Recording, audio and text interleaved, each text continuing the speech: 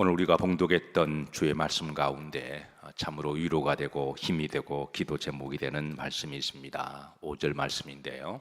따라서 하십니다. 좋은 것으로 내 소원을 만족하게 하사 내 청춘을 독수리같이 새롭게 하시는도다. 이 5절 말씀이 오늘 이 새벽에 여러분들의 기도 제목이 되시고 또 여러분들의 소원을 하나님의 때가 되실 때 좋은 것으로 만족하게 하시는 그 축복이 응답이 있으시기를 주의 이름으로 축복합니다.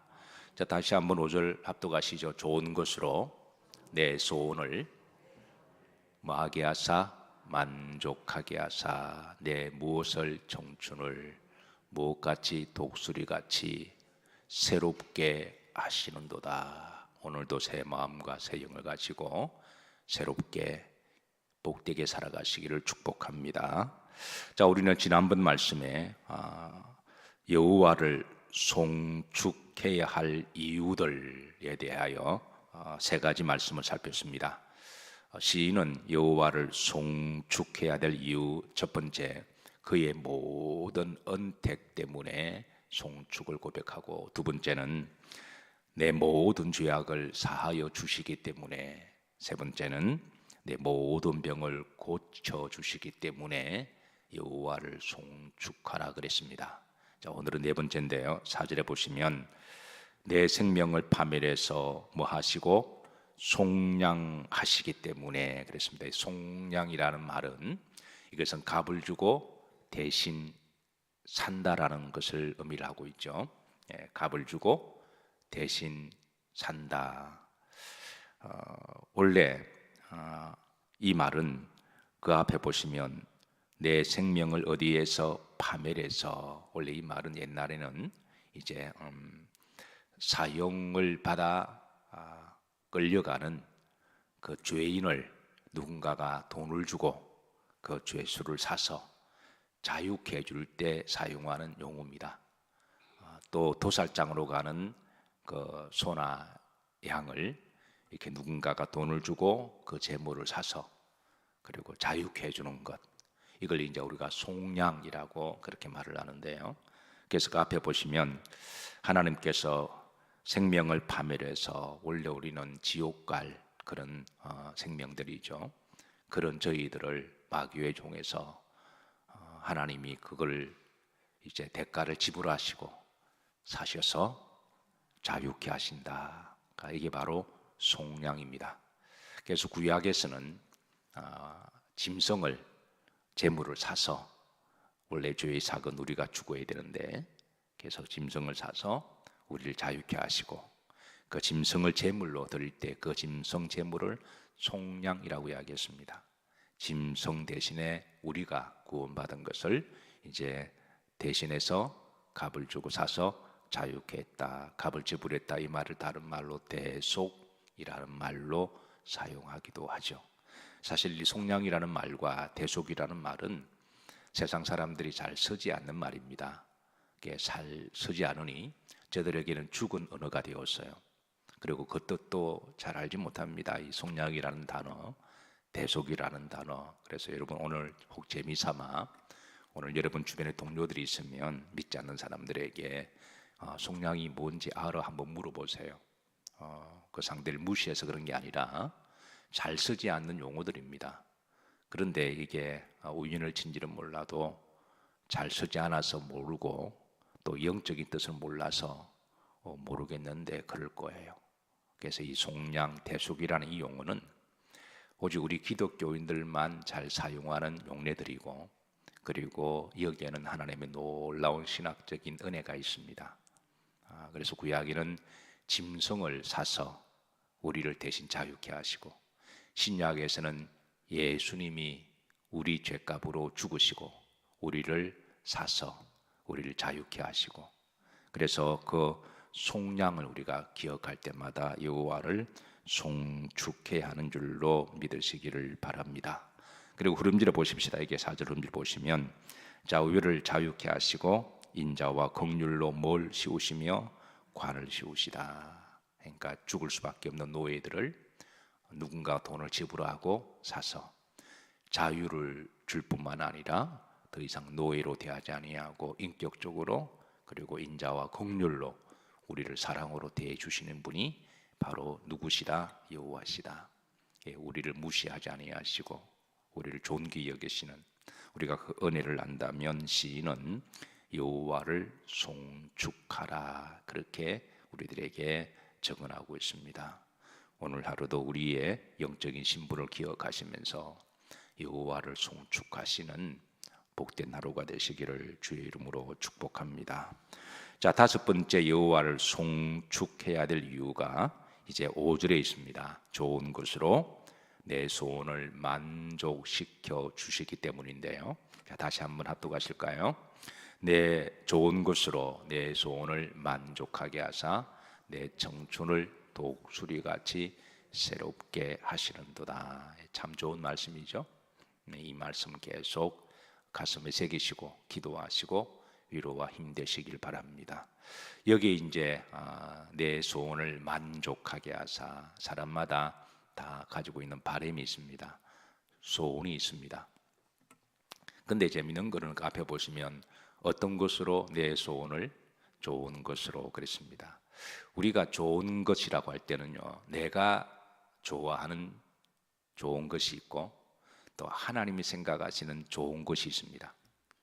가령 아이들이 이제 어릴 때에 뭔가 부모에게 뭐를 갖다가 뭐 이렇게 사달라고 그래요. 뭔가를 좀 해달라고 요구를 하면 아이가 생각하는 좋은 것이 있고 또 그 아이의 소원을 듣고 부모가 생각하는 좋은 것이 있습니다. 그건 다르죠.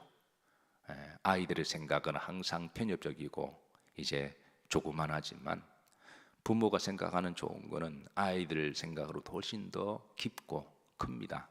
왜냐하면 마음도 크고 또 인생도 넓게 보기 때문에.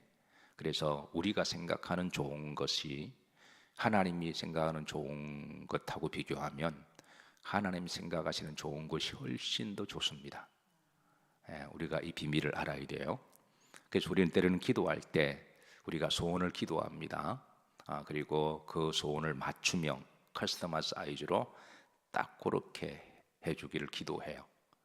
그런데 우리 여러분 꼭 그렇게 기도할 필요 없어요. 내가 생각하는 좋은 것보다 하나님이 생각하시는 좋은 것이 훨씬 더 좋기 때문에, 그래서 우리가 하나님 꼭 그거를 달라고 할 필요가 없습니다. 그냥 하나님이 뜻대로 해주옵소서. 그게 제일 지혜로운 기도입니다.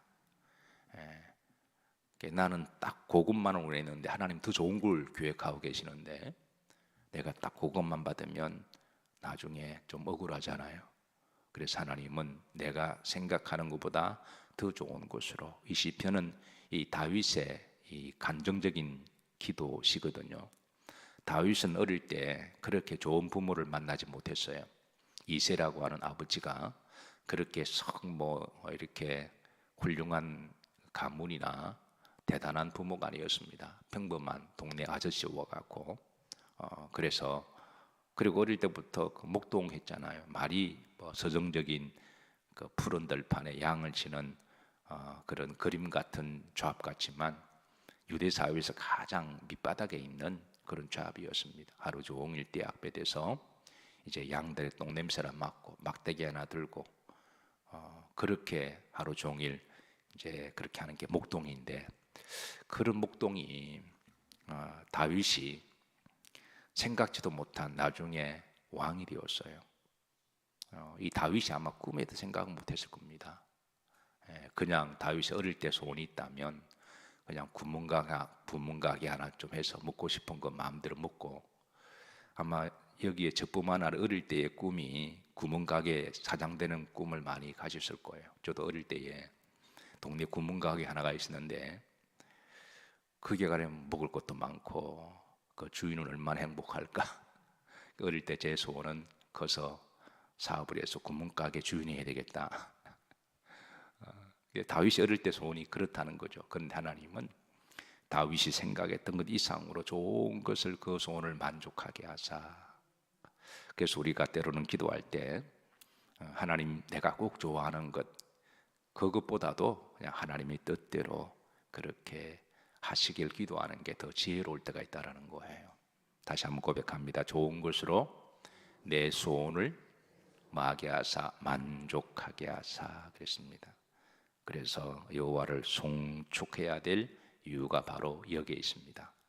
그런데 한 가지 흥미로운 것은 그 흐름지를 보시면 내 청춘을 독수리같이 새롭게 하시도다 그랬습니다. 사실 본시를 기록한 연대만 하더라도 다윗이 노년에 기록한 시예요. 근데 다윗이 전반절에 보면 다윗이 지나고 보니까 자기 걸어온 여정을 보면 하나님이 자기가 생각했던 것보다도 훨씬 더 존귀하게 그리고 높이 세우시고 복되게 하셨습니다. 그런데 내 청춘을 독수리같이 새롭게 하시련도다. 이미 육체적으로는 노년의 나이가 되었는데 무슨 청춘을 지금 그렇게 이야기할까요?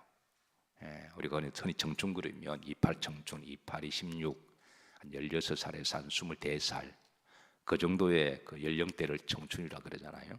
근데 이제 나이가 들어 노년의 나이에 무슨 청년을 운운하는 것일까요?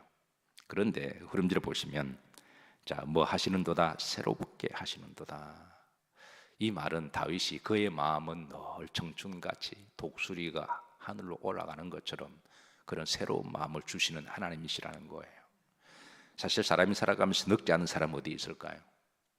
우리가 하나님 앞에 기도할 때 하나님 나는 안 늙을래, 그거는 있을 수가 없는 거죠. 그리고 나이가 든다고 해서 꼭 그게 나쁜 거는 아닙니다. 오히려 나이가 들어감으로 인해서 우리가 더 깨닫고 그리고 더 얻는 것도 더 성숙한 것도 더 많은 줄로 믿습니다. 그래서 그런데 우리의 영은 마음은 늙는 게 아니잖아요. 아무리 우리가 육체적으로 나이가 들고 머리가 희끗희끗해도 마음은 늘 우리가 새로워질 수가 있습니다. 그래서 이 마음을 새롭게 하시는 분은 누구시다? 하나님이시다. 아무리 젊어도 마음이 죽고 싶은 마음이 있고 아무리 연세가 드셔도 마음은 늘 새로운 마음일 수가 있습니다. 그래서 다윗은 하나님께서 우리의 마음을 늘 새롭게 하시는 하나님, 그래서 이 마음이 오늘도 독수리처럼 발팔하게 하시고 또 하늘처럼 하늘로 날아가게 하시고 이런 고백을 여호와께 드리고 있습니다. 오늘 이 5절 말씀이 여러분들의 기도가 되시고 위로가 되길 바랍니다. 따라서 하십니다. 좋은 것으로 내 소원을 만족하게 하사 내 청춘을 독수리같이 새롭게 하시는도다. 자, 6번째, 우리가 새롭게 하시는도다 송축해야 될 이유를 살폈고 7번째 그의 공의 때문입니다. 6절입니다. 합독합니다. 여호와께서 공의로운 일을 행하시며 억압당하는 모든 자를 위하여 심판하시는도다. 그러니까 시인은 여호와께 송축해야 될 이유를 하나님의 공의라고 이야기합니다. 근데 여기 하나님 공의, 하나님은 공의로운 하나님이시죠. 하나님의 공의. 자, 그런데 흐름지를 보시면 이 공의의 대상이 있습니다. 억압당하는 모든 자를 위하여 심판하시는 공의. 여기에서는 7절, 6절에는 이제 두 가지 공의를 하나님이 드러내세요. 물론 이 공의에 대한 레인지를 우리가 펼쳐보면 상당히 넓은 영역에 다 적용이 됩니다. 그런데 오늘 본절에 한해서 보면은 이 공의는 첫 번째 이제 억압당하는 자의 억울함을 풀어주시는 공의입니다.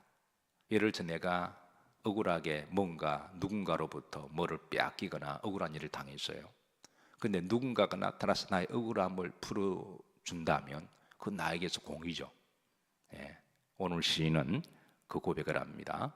억압당하는 자의 그 억울함을 풀어주시는 하나님의 공의.